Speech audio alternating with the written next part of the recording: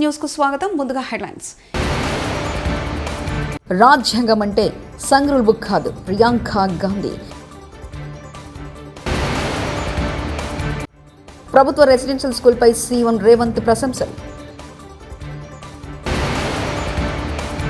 YSRCP MP YS Avinash press meet.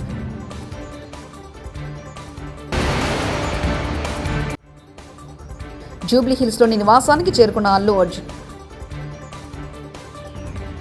భారత రాజ్యాంగం అంటే సంఘ్ రూపొందించిన నియమాలు, విధానాల పుస్తకం కాదని, విషయం ప్రధాని మోదీకి ఇంకా అర్థం కానట్టు ఉందని కాంగ్రెస్ ఎంపీ ప్రియాంక గాంధీ అన్నారు.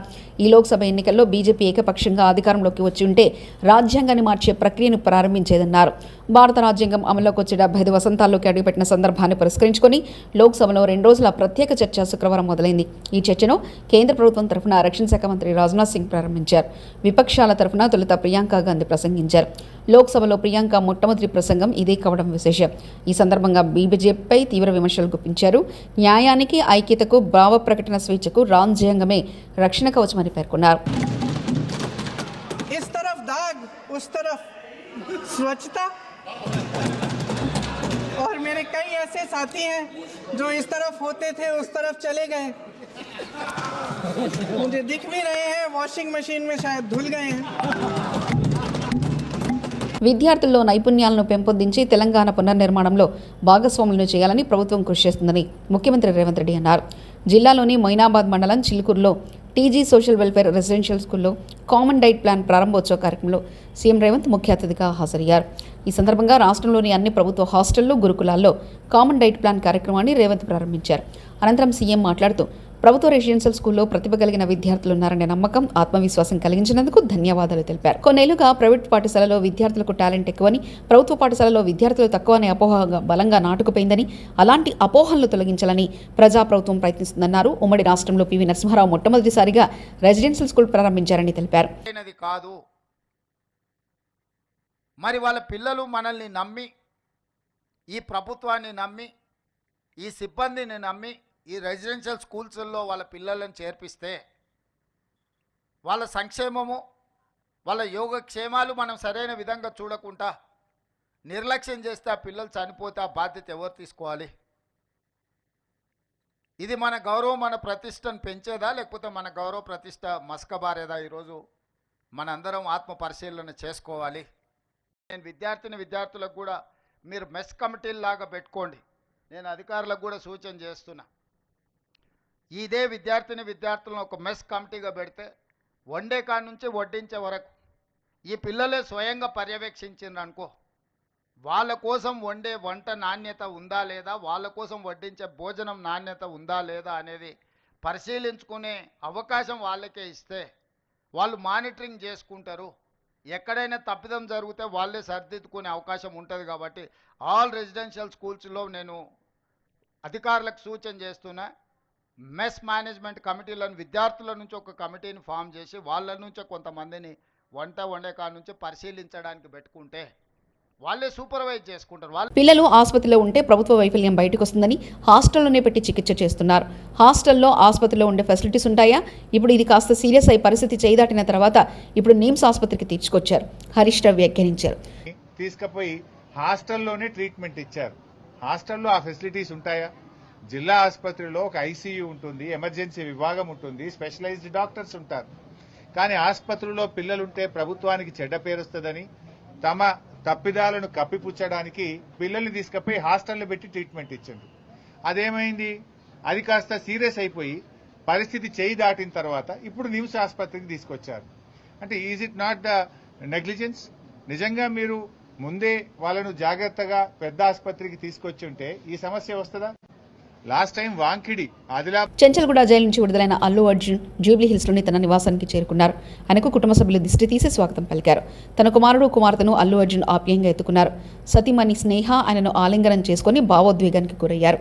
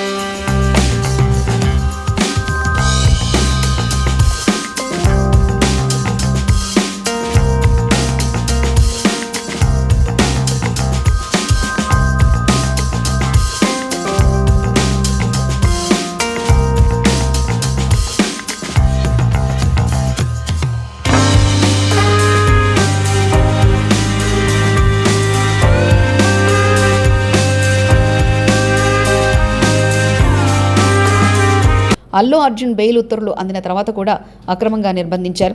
హైకోర్టు బెయిల్ ఉత్తర్వులు తక్షణం విడుదల చేయాలని స్పష్టంగా ఉన్నా జైలు అధికారులు పాటించలేదు. అందుకు ప్రభుత్వం సమాధానం చెప్పాలి. ఈ అంశంపై తదుపరి న్యాయ ప్రక్రియ కొనసాగుతుందని పేర్కొన్నారు అల్లు అర్జున్ తరఫు న్యాయవాది Ashok Reddy. Specific that forthwith the moment you receive the order you have to release an essay. Despite clear order they did not release. Now they have to answer. జైల్లో ఉండకూడదని చెప్పేసి కూడా నేను హైకోర్టు ఆదేశాలు ఇచ్చింది. ఉన్నదండి. That కానీ is కూడా ఇప్పుడు ఉన్నది. దీన్ని ఏ విధంగా మరి తీసుకుంటారు మీరు? we have to take further steps and legally what is permissible we will take. Sir, what is the kind of, are we going to initiate any legal action? Yes, regarding definitely. This is an illegal arrest, illegal detention. We will take legal steps and take. But as of now, he has left from the. Yes, he has been released. కష్ట సమయంలో తనకు మద్దతుగా నిలిచిన వారందరికీ నటుడు అల్లు అర్జున్ కృతజ్ఞతలు తెలిపారు. Chanchalguda jail నుంచి విడుదలైన అనంతరం ఆయన నివాసంలో ప్రెస్ మీట్ నిర్వహించారు. ఈ సందర్భంగా ఆయన మాట్లాడారు. So like to tell that I'm a law-abiding citizen. I respect the law, and I will cooperate with them, and I'll do the needful. And very importantly, I would like to give my condolences once again to the family.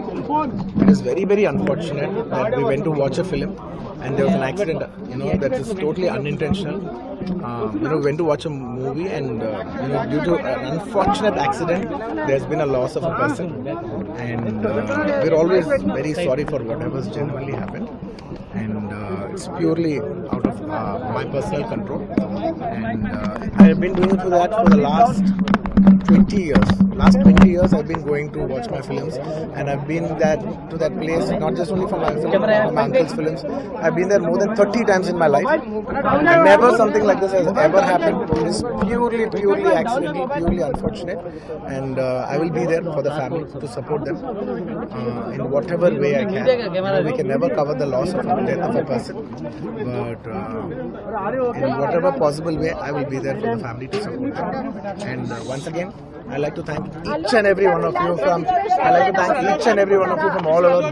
बहुत शुक्रिया सबके लिए అందరికీ ప్రతి ఒక్కరికి చూసే ప్రతి ఒక్కరికి ధన్యవాదాలు తెలియజేసుకుంటున్నాను. Thank you. తిరుమల శ్రీవారిని నటుడు వరుణ్ తేజ్ సతీమణి లావణ్యాత్రి పట్టి దర్శించుకున్నారు. శనివారం వీఐపీ ప్రారంభ విరామ దర్శన సమయంలో ఆమె స్వామివారి సేవలో పాల్గొన్నారు. నటుడు నవీన్ చంద్ర కూడా స్వామివారిని దర్శించుకున్నారు. తిరుమల తిరుపతి దేవస్థాన అధికారులు వీరికి స్వాగతం పలికి దర్శన ఏర్పాట్లు చేశారు. దర్శనం అనంతరం వీరికి పండితులు ఆశీర్వచనం చేసి స్వామివారి తీర్థప్రసాదాలు అందజేశారు.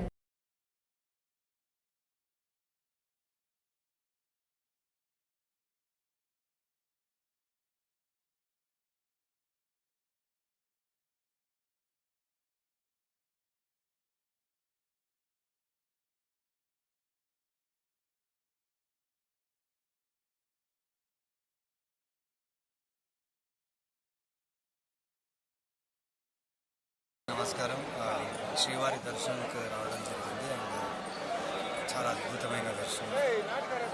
చాలా సంతోషంగా ఉంది, చాలా హ్యాపీగా ఉంది. అంటే కొంచెం గ్యాప్ పడింది, షూటింగ్స్ బిజీ ఉండడం వల్ల 2 years అయింది దర్శనం చేయకుండా.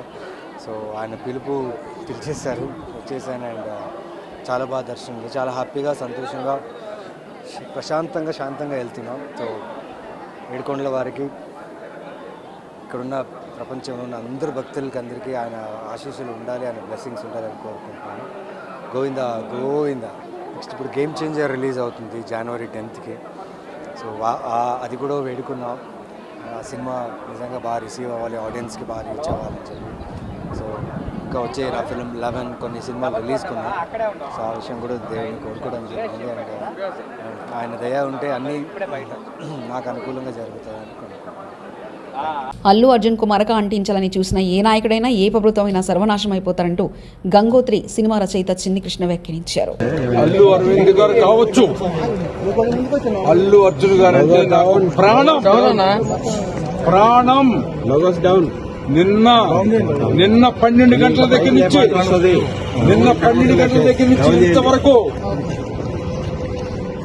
అన్నం కూడా తినలేదు.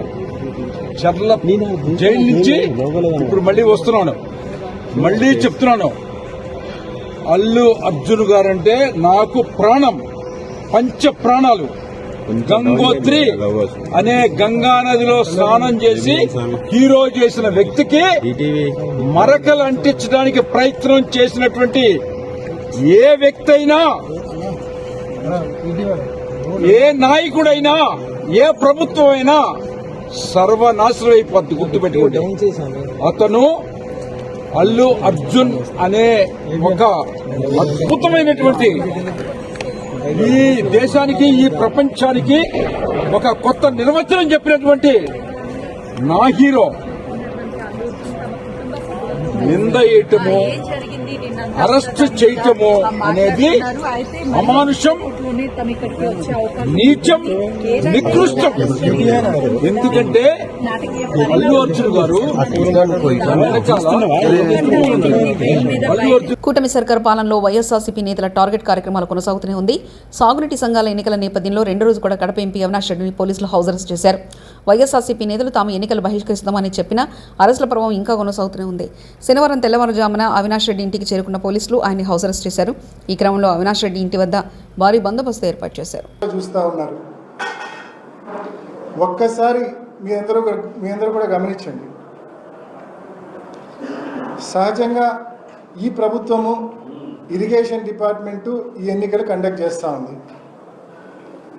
ఈ ఎన్నికల్లో ప్రధానంగా ఎవరైనా రైతు కంటెస్ట్ చేయాలి అంటే ఈ ఎన్నికల్లో టీసీ మెంబర్గా కంటెస్ట్ చేయాలంటే ఆ రైతుకు సంబంధించిన నీటి బకాయిలు అప్ టు డేట్ కట్టి ఉండాలా, విఆర్ఓ దగ్గర నోట్ యూజ్ సర్టిఫికేట్ తీసుకొని ఉండాలనేది మ్యాండేటరీ. అవి ఉంటేనే ఆ రైతు పెట్టే నామినేషన్ వ్యాలిడ్ అవుతుంది. అవి లేకపోతే ఆ నామినేషన్ ఇన్వాలిడ్, అంటే చెల్లదు. ఇది ప్రభుత్వం పెట్టిన నిబంధన, తెలుగుదేశం ప్రభుత్వం పెట్టిన నిబంధన ఇది. మరి ఆ నిబంధనలో భాగంగా నిజంగా వీళ్ళు ఎన్నికలు కోరుకునే వాళ్ళైతే విఆర్ఓలు అందుబాటులో ఉండి ఏ రైతు పోయినా కూడా పన్ను కట్టించుకొని నోటీస్ సర్టిఫికేట్ ఇచ్చే విధంగా ఉండాలి. కానీ అదేమీ కాబట్లే వీళ్ళకు. సగం మంది విఆర్ఓలు ఫోన్లు ఆఫ్ చేసుకొని ఉండారు. ఒక్క మాటలో చెప్పాలంటే మొత్తం విఆర్ఓలందరినీ మండల ఆఫీస్కి తరలించారు. అసలు ఏం పని, మండల ఆఫీసుల్లో 2 రోజుల పాటు విఆర్ఓలందరినీ మండల ఆఫీసులో పెట్టుకోవాల్సిన అవసరం ఏముంది అని చెప్పి మిమ్మల్ని అడుగుతా ఉన్నా. విఆర్ఓలందరూ కూడా సచివాలయాల్లో, గ్రామ సచివాలయాల్లో అందుబాటులో ఉండాలి. రైతులు వస్తే రైతుకు సంబంధించిన పన్ను బకాయిలు కట్టించుకొని వాళ్ళకు నోటీస్ సర్టిఫికేట్ ఇవ్వాలి. అలా ఏ ఒక్క విఆర్ఓను కూడా అందుబాటులో పెట్టకుండా అందరినీ మండల కేంద్రంలోకి తీసుకొని పోయి మండల ఆఫీసులో జైల్లో ఖైదీలను బంధించినట్టు విఆర్ఓలను బంధించి బయట పోలీసులను అడ్డు పెట్టుకొని ఏ ఒక్క వైఎస్ఆర్ కాంగ్రెస్ పార్టీ నాయకుడు, ఏ ఒక్క రైతు లోపలికి వెళ్లకుండా అడ్డుకొని మీరు చేస్తూ ఉంది. దీన్ని రాజకీయం అంటారా? ఇది చేతకాని దద్దమ్మలు చేసే రాజకీయం ఇది. ఇంకా మాట్లాడాలంటే పల్లెటూళ్ళ భాషలో చెప్తే ఫీల్ అవుతాడేమో ఆయన. నిజంగా ప్రజాస్వామ్యబద్ధంగా ఎన్నికలు కానీ జరిగి ఉంటే, రైతులు ఓటు వేసి ఉంటే పులివెందుల ఇన్ఛార్జు, టీడీపీ ఇన్ఛార్జు రైతులు, పులివెందుల రైతులు సొక్కా ప్యాంటు ఇప్పి చంద్రబాబు నాయుడు మీద ప్రజల ముందు నిలబెట్టేవాళ్ళు. ప్రజాస్వామ్యబద్ధంగా ఎన్నికలు జరిగి ఉంటే ఆ ధైర్యం లేదు వీళ్ళకు, ఆ తెగువ లేదు. మీరు గతంలో ఎన్నికలు చూసింటారు, హోరాహోరీగా తలపడేది చూసింటారు. కానీ ఈ మాదిరి క్యాండిడేట్స్ కంటెస్ట్ చేస్తే ఓడిపోతామనే భయంతో నోటీస్ సర్టిఫికేట్ కూడా క్యాండిడేట్లకు, అభ్యర్థులకు అందించకుండా ఉండే. రాజ్యాంగం అంటే సంగ్రూల్ బుక్ కాదు. ప్రియాంక గాంధీ. ప్రభుత్వ రెసిడెన్షియల్ స్కూల్పై సీఎం రేవంత్ ప్రశంసలు. YSRCP MP YS Avinash press meet.